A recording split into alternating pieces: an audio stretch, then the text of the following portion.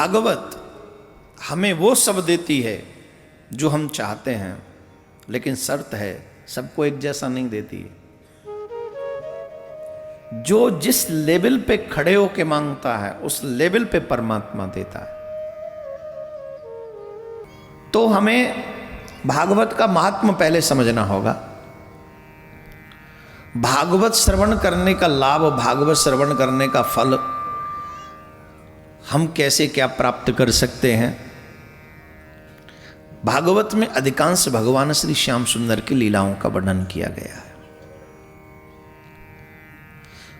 द्वैतवाद, अद्वैतवाद इत्यादि बहुत क्रम, क्योंकि वेद को समझना सबके लिए आसान नहीं है।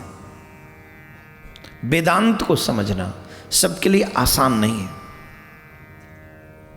न व्यक्ति आसानी से वेद समझ सकता है, न वेदांत को समझ सकता है।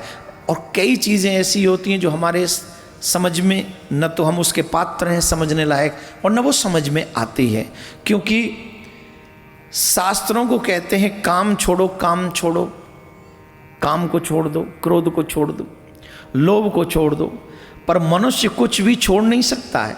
साधारण सा पान सुपारी नहीं छोड़ सकता है। आप देखते होंगे कई लोग तो पूजा भी करते रहते हैं तो मुंह में उनके कुछ न कुछ जरूर होगा।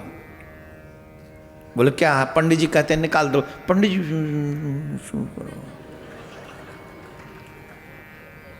बोल ही नहीं पाते। आप तो यहाँ हमारे मथुरा वृंदावन आगरा में तो मुंह में रख के वो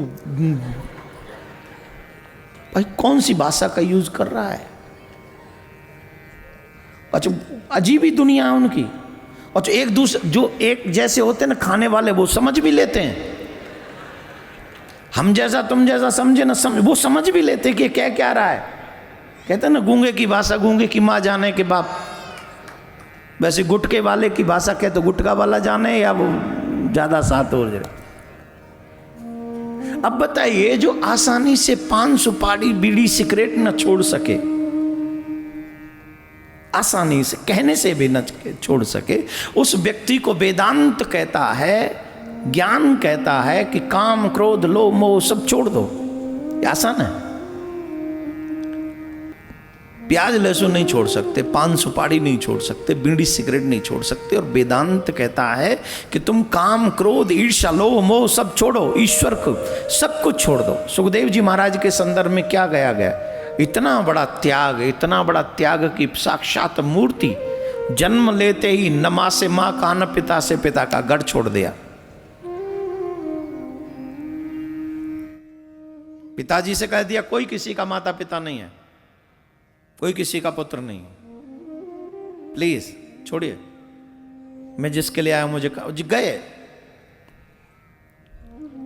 तो वेदांत इस तरीके का जहां उपदेश हमको देते हैं, और वहां हम लोग पान सुपारी भी छोड़ने के लिए तैयार नहीं है।